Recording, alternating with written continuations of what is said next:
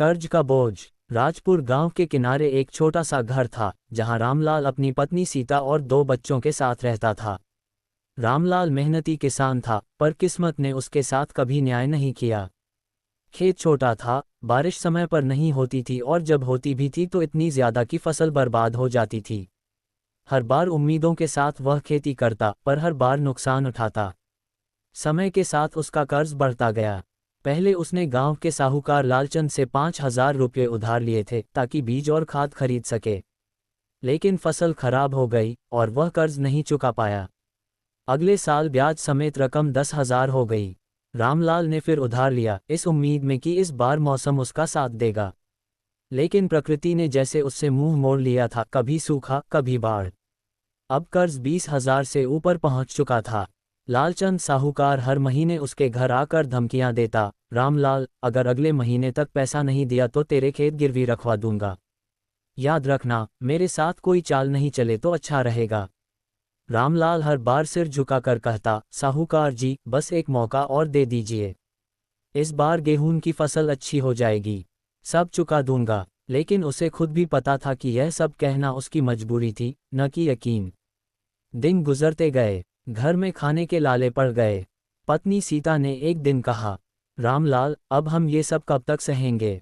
बच्चों के लिए कुछ तो करना पड़ेगा। रामलाल ने आह भरी, सीता, मैं रोज सोचता हूँ कुछ करूँ, लेकिन कोई रास्ता नहीं दिखता। खेत भी अब लालचंद के कब्जे में जाने वाले हैं। सीता ने धीरे से कहा, तो क्यों न शहर जाकर कोई मजदूरी कर लो? वहाँ काम मिलेगा तो धीरे धीरे कर्ज चुका देंगे। रामलाल कुछ देर सोच में पड़ा। उसे गांव, खेत, मिट्टी सब प्रिय थे, लेकिन अब वही धरती उसके सिर पर बोझ बन गई थी। अगले ही दिन उसने तय किया कि वह शहर जाएगा। शहर की कठिन जिंदगी। रामलाल शहर पहुंचा, बड़ा, शोरगुल वाला और उसके जैसे गरीबों से भरा हुआ। उसने ईंट भट्टे पर मजदूरी शुरू की। रोज सुबह 5 बजे उठता, शाम तक काम करता और मुश्किल से 200 रुपये रोज कमाता। उसमें से खाना, किराया और बाकी खर्च निकालने के बाद बस 50 रुपये ही बचते। लेकिन उसे उम्मीद थी धीरे धीरे सब ठीक हो जाएगा। शहर में 3 महीने बीते। उसने कुछ पैसे बचाए और घर भेजे। बच्चे खुश हुए, सीता की आंखों में राहत की झलक दिखी। पर किस्मत ने फिर उसे चैन नहीं लेने दिया। एक दिन ईंट भट्टे पर काम करते हुए उसका पैर फिसल गया और वह गिर पड़ा। पैर में गहरी चोट आई। डॉक्टर ने कहा, कम से कम 2 महीने तक काम नहीं कर सकते। रामलाल के माथे पर पसीना आ गया। बिना काम के शहर में रहना असंभव था। किराया देना था, खाना चाहिए था और ऊपर से घरवालों की चिंता। कुछ दिन तक दोस्तों से उधार लेकर गुजारा किया, फिर हारकर गांव लौट आया।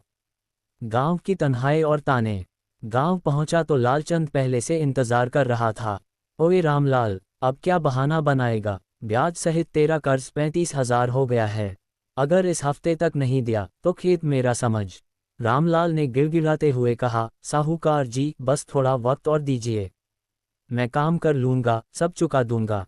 लालचंद ने ठंडी हंसी के साथ कहा, तेरे जैसे लोगों के पास देने को कुछ नहीं होता, बस बोलने को होता है। गांव वाले भी अब उसे दया और ताने दोनों नजरों से देखने लगे। कोई कहता, देखो, ये वही रामलाल है जो कभी सबसे ईमानदार किसान कहलाता था, अब तो कर्जदार बन गया है। रामलाल इन तानों को चुपचाप सहता रहा, लेकिन उसके भीतर का आत्मसम्मान टूटने लगा।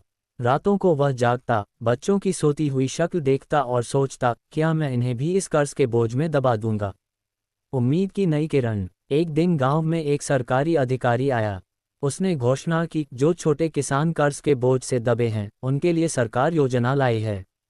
सही दस्तावेज जमा करने पर मदद दी जाएगी। रामलाल के अंदर एक उम्मीद जागी। उसने सारी फाइलें जुटाईं, आवेदन किया और पूरे दिल से प्रार्थना की कि शायद इस बार किस्मत उस पर मुस्कुरा दे। लेकिन लालचंद साहूकार ने चाल चली। उसने झूठे दस्तावेज बनवाए कि रामलाल ने उसका कर्ज चुका दिया है और अब खेत उसके नाम है। सरकारी अधिकारी ने जब जांच की तो सब कुछ लालचंद के नाम दर्ज पाया गया। रामलाल टूट गया। वह समझ गया कि दुनिया सिर्फ ताकतवरों की है, गरीब की बात कोई नहीं सुनता। एक निर्णायक रात। उस रात बारिश हो रही थी, बिजली कड़क रही थी। रामलाल अपने खेत के किनारे बैठा मिट्टी को देख रहा था, वही मिट्टी जिसने कभी उसे सम्मान दिया था, और अब उसी मिट्टी में उसका सब कुछ दफन हो गया था। सीता उसके पास आए और बोली, हार मत मानो रामलाल। अगर खेत गया तो क्या हुआ, तुम तो जिंदा हो। फिर से शुरू करेंगे। रामलाल की आंखों में आंसू आ गए।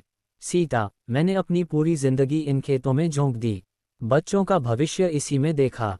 अब अगर यही चले गए तो क्या बचा। सीता ने उसका हाथ थामा, हमारा परिवार बचा है, यही सबसे बड़ी दौलत है। कर्ज का बोझ मिट्टी में नहीं, इंसान के मन में होता है। अगर हिम्मत है तो नया जीवन शुरू किया जा सकता है। रामलाल ने सीता की आंखों में देखा, वहां न हार थी, न डर, बस भरोसा था।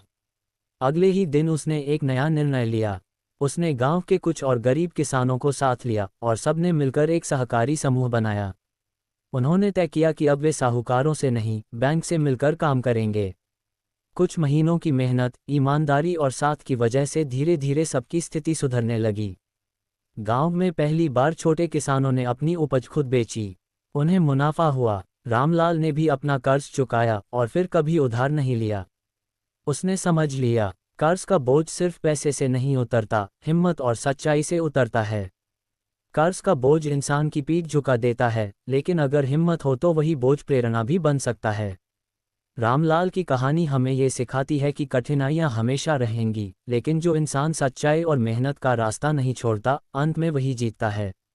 गरीबी एक स्थिति है, हार मान लेना एक विकल्प। और रामलाल ने ये साबित कर दिया, अगर दिल में विश्वास हो तो कर्ज का सबसे बड़ा पहाड़ भी मिट्टी बन सकता है।